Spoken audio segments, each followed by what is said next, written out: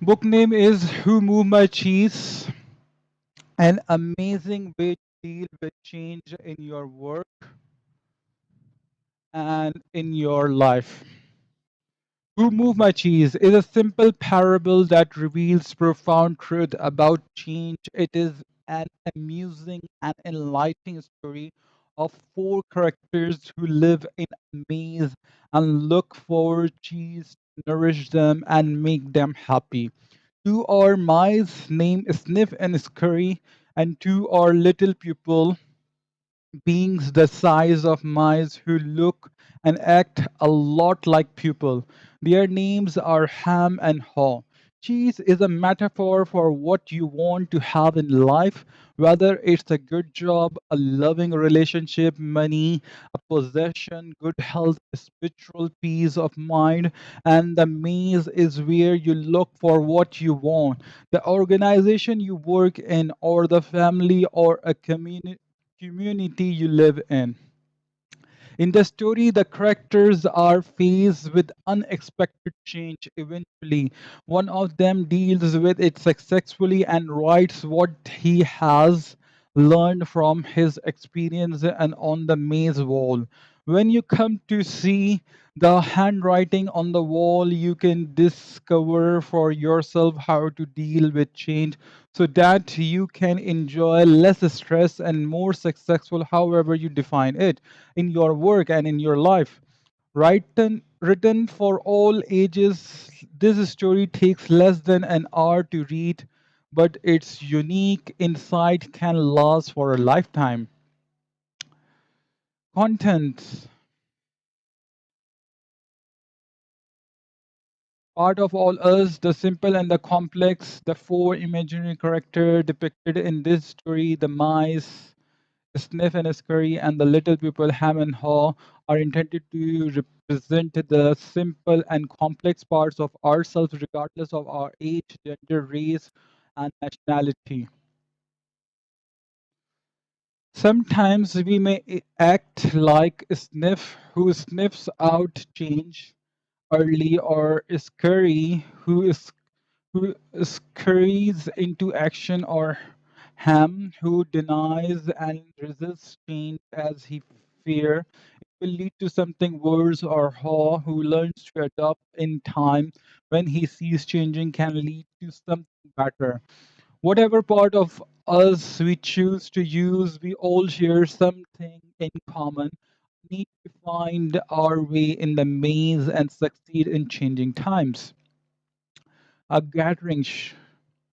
Our sunny Sundays, Chicago, several former classmates who were good friends in school gathered for lunch, having intended to have their high school's reunion the night before.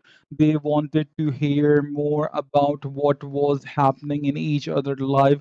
After a good deals of kidding and a good meal, they settled into an interesting conversation.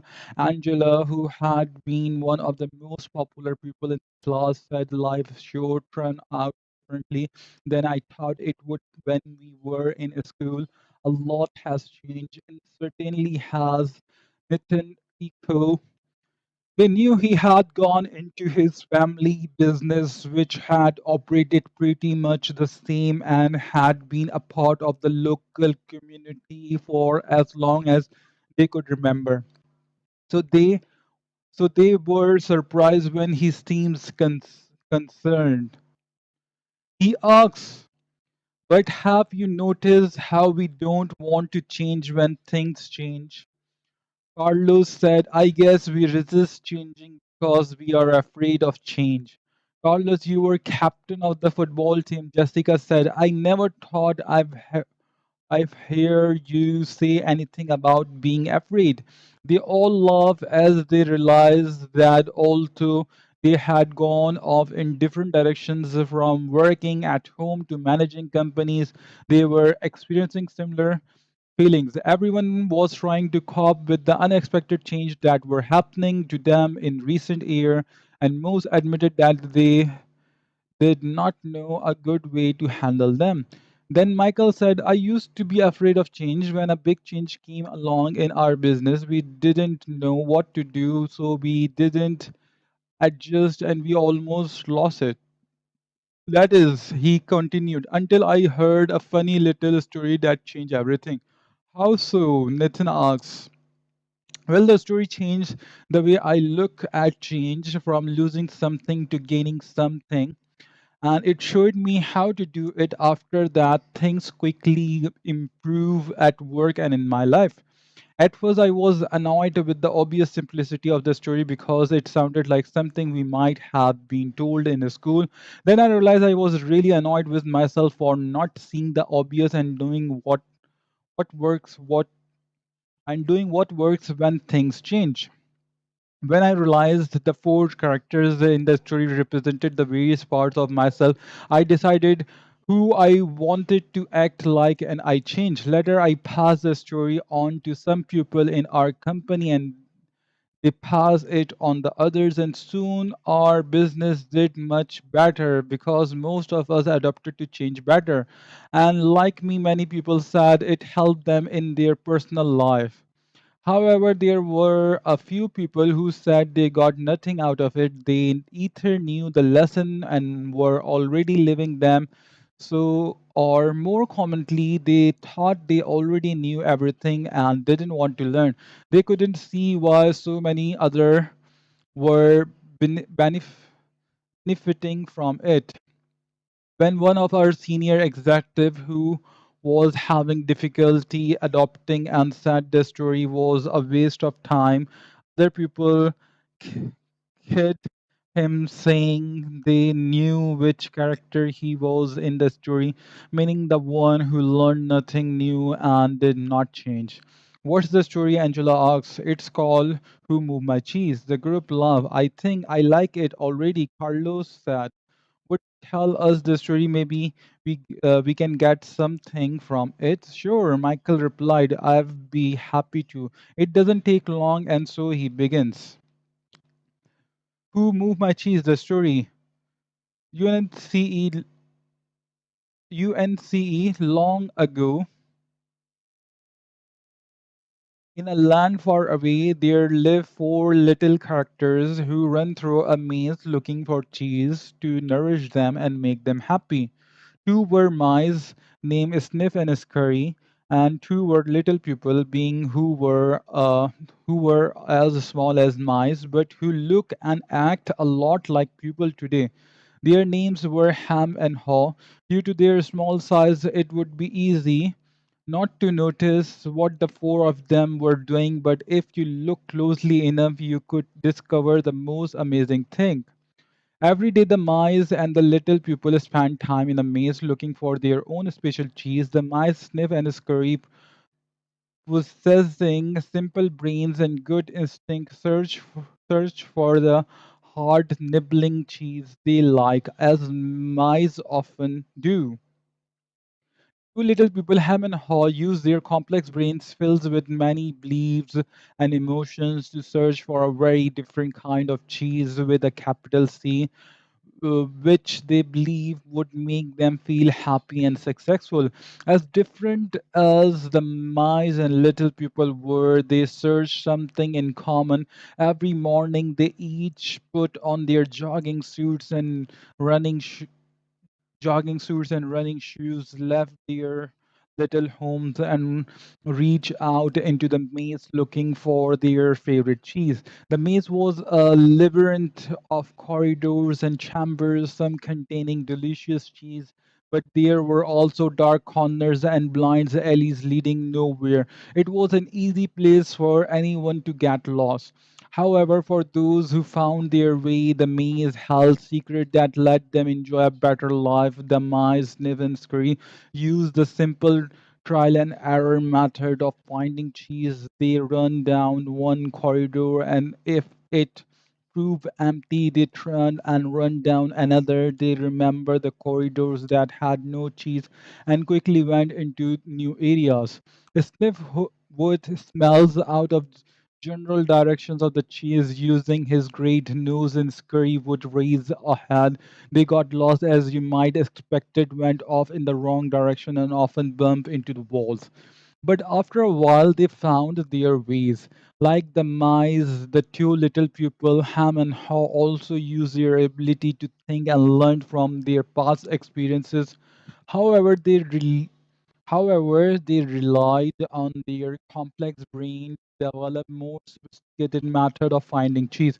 Sometimes they did well, but at other times their powerful human brains and emotions took over and clouded the way they look at things. It made life in the maze more complicated and challenging. N- Nonetheless, Sniff, Scurry, Ham, and Haw all discover in their own ways what they were looking for. They each found their own kind of cheese one day at the end of one of the corridor in Cheese Station C. Every morning after that, the mice and the little people dressed in their running gear and headed over to the cheese station. See, it wasn't long before they each established their own routine. Sniff and Scurry continued to walk early every day and race through the maze and always follow the same route. When they arrive at their destination, the mice took off their running shoes, tied them together, and hang them around their necks so they could get to them quickly whenever they needed them again. Then they enjoy the cheese. In the beginning, Ham and Haw also raced towards Cheese Station C every morning to enjoy the tasty new morsels that awaited them. But after a while, a different routine set in for the little pupil. Ham and Haw awoke each day a little later, dressed a little slower, and walked to Cheese Station C. After all, they knew where the cheese was now and how to get there. They had no idea where the cheese came from or who put in there. They just assumed it would be there. As soon as Ham and Ho arrived at cheese station C, each morning they settled in and made themselves at homes. They hang up their jogging suits, put away their running shoes, and put on their sleepers. They were becoming very comfortable now that they had found the cheese. This is great, Ham said. There's enough cheese here to last us forever. The little people felt happy and successful and thought they were now secure. It wasn't long before Ham and Haw regarded the cheese they found at Cheese Station C as their cheese. It was such a large store of cheese that they eventually moved their homes to be closer to it and build a social life around it. To make themselves feel more at home, Ham and Haw decorated the walls with sayings and even drew pictures of cheese around them, which made them smile. One read, having cheese makes you happy. Sometimes Ham and Haw would take their friends by to see their pile of cheese at Cheese Station C and point to it with pride, saying, "Pretty nice cheese, Hub." Sometimes they shared it with their friends, and sometimes they didn't. We dress this cheese, Ham said. We certainly had to work long and hard enough to find it. He picked up a nice fresh piece and ate it. Afterwards, Ham fell asleep as he often did. Every night, the little people would waddle home full of cheese, and every morning they would confidently return for more. This went on for quite some time. After a while, Ham and her confidence grew into the arrogance of success. Soon they became so comfortable they didn't even notice what was happening. As time went on, Sniff and Scurry continued their routine. They arrive early each morning and s- sniff and scratch the scurried around the cheese station's tea, inspecting the area to see if there had been any changes from the day before. Then they would sit down to nibble on the cheese. One morning, they arrived at Cheese Station C and discovered there was no cheese. They weren't surprised since Sniff and Scurry had noticed the supply of cheese had been getting smaller every day. They were prepared for the inevitable and knew instinctively what to do.